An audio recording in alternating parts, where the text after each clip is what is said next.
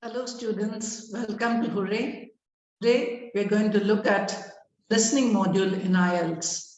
IELTS stands for International English Language Testing System.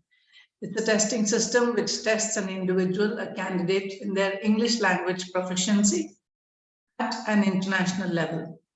There are 4 modules in IELTS exam. Those are listening, reading, writing, and speaking.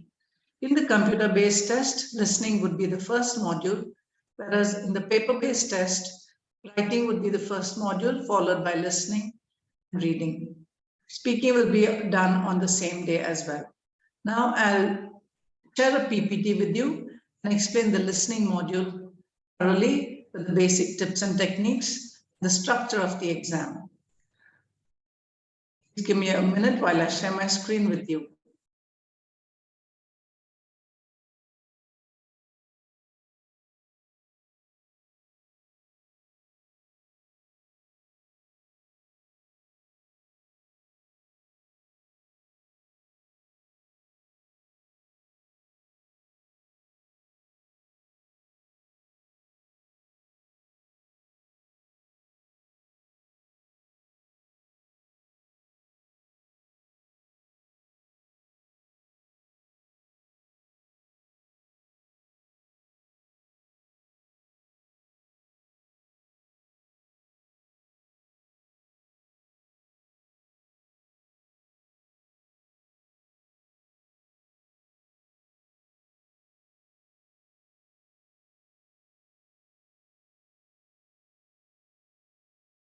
I hope all of you can see my screen now.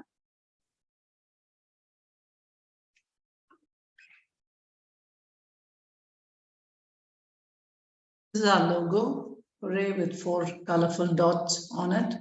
The purple, yellow, red, and green dot. We stand for educating minds and crafting futures. This is the briefing session video. This is the full form of IELTS. This is the order of the modules in the paper-based test. And this CBT, that is the computer-based test, it is LRWS, which is listening, reading, writing, and speaking. Now let's look at listening module in depth. There are 4 parts in the listening test. It has 40 questions and takes about 40 minutes time. 30 minutes time is for the audio to play from beginning to end. There will be 40 questions, and at the end, they will provide you with 10 extra minutes to transfer your answers from your rough worksheet, which is your question booklet, to your OMR answer sheet. The 40 questions are divided into 4 parts, equal parts. Each part has 10 questions. That means part A or part 1 is 1 to 10 question numbers. Part 2 is 11 to 20. Part 3 is 21 to 30. And part 4 is from 31 to 40. Recording will be played only once. It will not be repeated. Some time is given for you to go through the questions. At that time, you need to skim through and look at what the questions are, where the question numbers are located, and get familiar with the questions. And you can also predict what sort of answers should come in the those particular questions. At the end of each part, that is at the end of the 10th, 20th, 30th, and 40th question, they will give you half a minute to review your answers. You can just go through them. You can check for spelling errors, or if you want to change some answer, you can do that at this time. If you also have left out any answer, it gives you some time to go and maybe take a guess and write an answer. Better not to leave any question unanswered.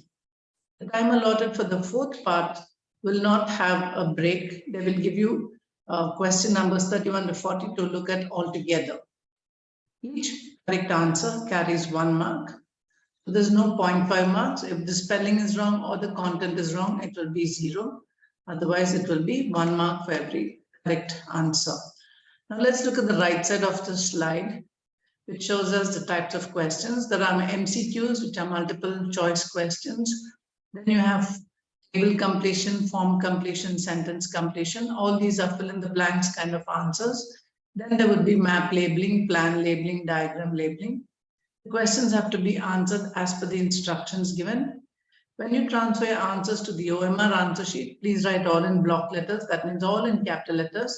with a dark pencil. The computer-based exam, you will get 2 minutes at the end of the test. You can go through all your 40 answers and make any additions if you require. Now let's look at the types of questions which you'll get in each part. It's good to note that the level of conversation increases in an ascending order from 1 to 40. 4 parts are divided like this and they contain these kind of questions. This is the structure of the test. Part 1 is a conversation between 2 people set up in an everyday social situation. Whereas part 2 is a monologue. A monologue is one person talking and it will be set up in an everyday social situation as well. Whereas part 3 is a discussion of about 2, 3 or maximum 4 people, but the situation would be a training context or an educational context. And again, part 4 is one person talking, that's a monologue on an academic subject. So this is the structure of the test. Questions and the content would change, however, the structure would remain the same. Let's look at some listening tips. You have to follow the conversation in order to understand what the conversation is about, to identify what the speakers are talking about, to see whether they're giving you some information about a house number or a size of an object or a shape of an object, color of an object, any descriptive word.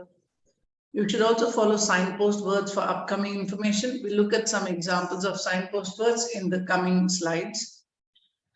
Now you have to take care of word limit. Suppose the word limit is 2, and if you are asked to complete a sentence using no more than 2 words, it can be less, but no more than 2 words. You should not exceed 2 words. If the correct answer is leather coat, if you write coat made of leather, it would be marked incorrect because you have exceeded the word limit and made it 4 words instead of 2 words. So even though the content is correct, it would be marked wrong.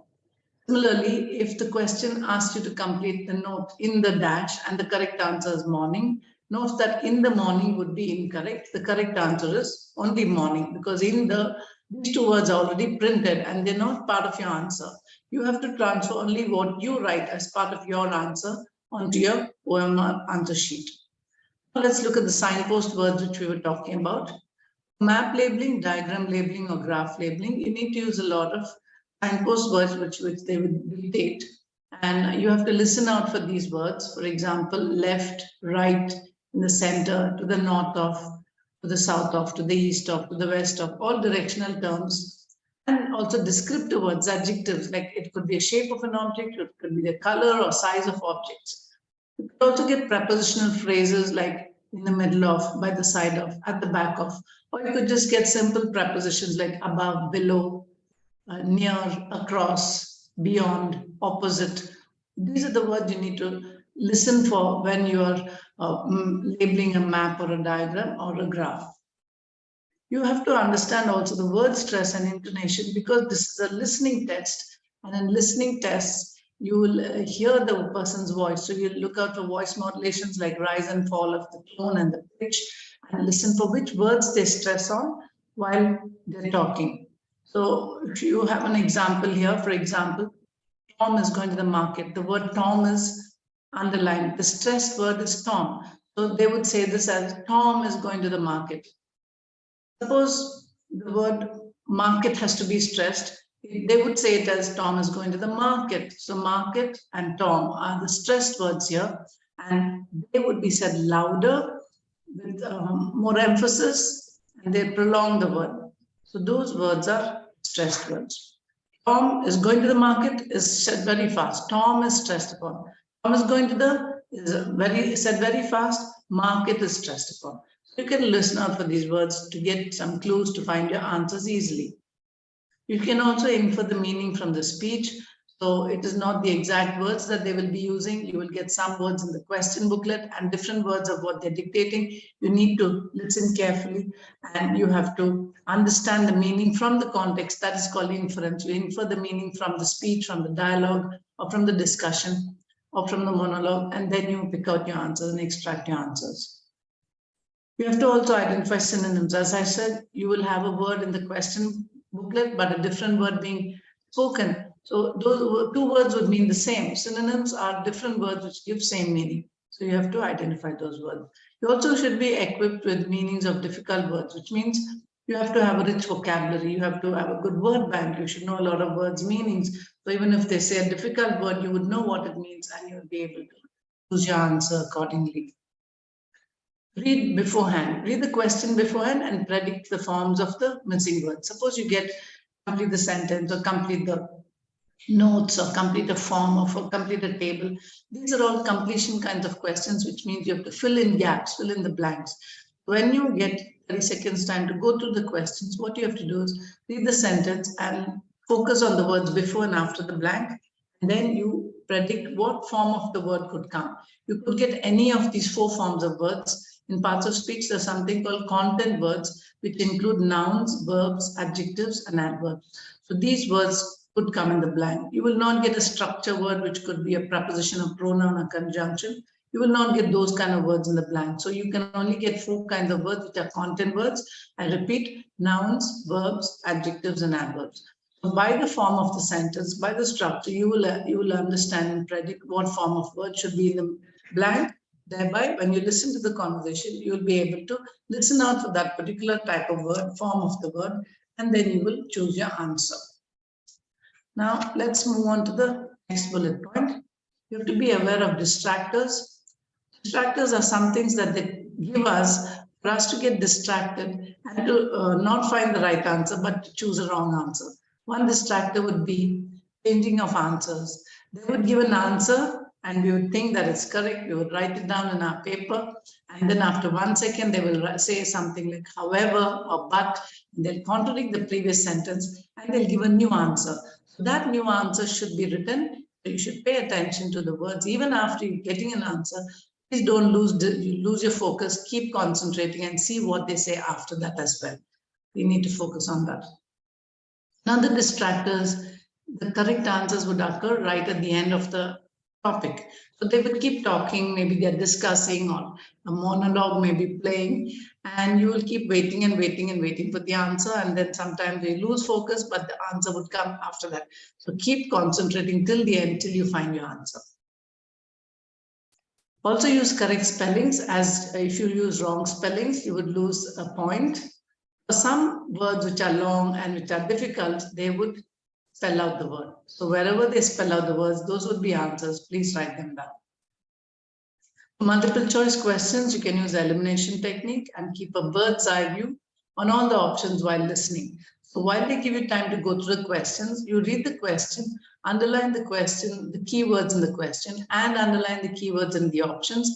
And once the audio clip starts playing, you look at all the options. So that's called keeping a bird's eye view. From the top, you look at all the options up and down as they're talking, and you keep choosing your answer. So you need to pay attention to instructions, whether you're supposed to choose 1 word or 2 words or 3 answers from the options. Accordingly, you need to pick out your answers and select them. Let's look at the date format. For listening test, you have to use only single dots in between the date, the month, and the year. So suppose it's 23rd January, format to write would be 23 single dot 01 single dot 2022. So you cannot use slashes and you cannot use dashes. You should only use single dots between the numbers. And this whole thing is considered as one number. So it's DD, that is DD means 2323. Suppose the date is first, you put 01 and not only 1. So that is why it's written DD. Dot MM 0102 to 9. September it will be 09, then it becomes 10 for October. So it's 0 and the number of the month. Then 1 single dot, then the full year. YY means 4 numbers, 4 digits should be in the years, not just 22 or 23 or 21. You have to write 2021. So this is the date format if the year is provided. Now let's look at the date format if the year is not given. Suppose they are not indicating the year, then you can write it as 23rd January or only 23 without the ordinal number, without RD. 23rd, first, second, third, they're called ordinal numbers. So even if you don't put RD, it's fine. 23 January is accepted, or January 23rd, or even January 23. These are the 4 accepted versions of writing. This is the format. Now let's look at time format. The time format is again to use single dots. So suppose it is 8:30 p.m., you put 8:30 p.m. PM can be either small letters or capital letters. If it is without the minutes, you can just write 11 AM or PM. 24-hour formats are not allowed, and colons, 2 dots are not allowed between 8 and 30. Between the hour and the minute, don't put 2 dots, only single dot is allowed. 24-hour format is not acceptable, like 13:30 for 1:30 PM, it's 13:30. Whereas you should just write AM or PM only in 12-hour format. Thank you. This is the end of the listening test.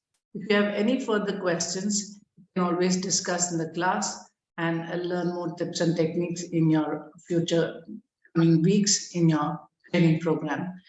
Wish you all the best for your training, and we wish you get 4 9s in your IELTS exam, and all the best for your preparation. Thank you. I'll stop sharing my screen now.